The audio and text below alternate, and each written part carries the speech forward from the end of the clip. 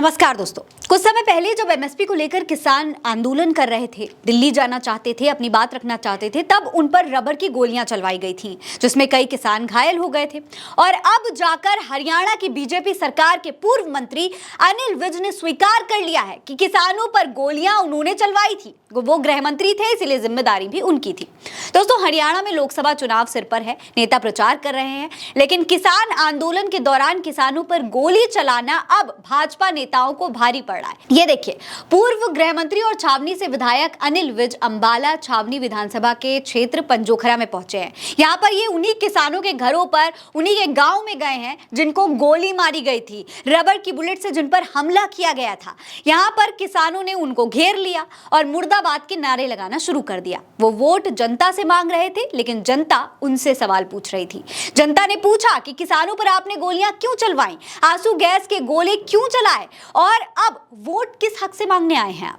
किसानों ने विज से यह भी पूछा कि किसान तो शांति से दिल्ली जाना चाहते थे, बैरिकेडिंग लगाकर उन्हें आपने क्यों रोका, उन पर गोलियां क्यों चलवाई गई। इस पर विज ने कहा कि मैं उस समय गृह मंत्री था, इसलिए मैं जिम्मेदारी से भाग नहीं सकता हूं, ये मेरी जिम्मेदारी थी। देखिए किस तरीके से वो अपनी जिम्मेदारी कबूल करते हुए दिखाई दे रहे हैं। मैं होम मिनिस्टर था, मैं भाग नहीं सकता, मैं अपनी जिम्मेदारी लेता हूं। दोस्तों, उन्होंने कहा कि हमने गोली चलवाई या नहीं चलवाई, मगर मैं गृह मंत्री था। इस दौरान किसानों ने कहा कि आंसू गैस के गोले छोड़े गए, पानी की बौछारें मारी गई। आज आपकी सरकार है, एक भी बंदे को चंडीगढ़ जाना हो या अस्पताल जाना हो तो रास्ता क्यों नहीं खोल दिया जाता। दोस्तों, इन तमाम विरोध के बाद, तमाम जनता की और किसानों के सवालों के बाद तब जाकर अनिल विज बोले कि आपने मुझे रोका है तो मैं भाग तो नहीं रहा हूं, दूसरे नेताओं की तरह मैं भागूंगा नहीं। दोस्तों, किसानों के इस विरोध के बाद विज ने डैमेज कंट्रोल भी शुरू कर दिया। वो बोले कि आप हम सब एक ही तो हैं, हमारे मुद्दे अलग अलग हो सकते हैं मगर हम सब एक ही हैं।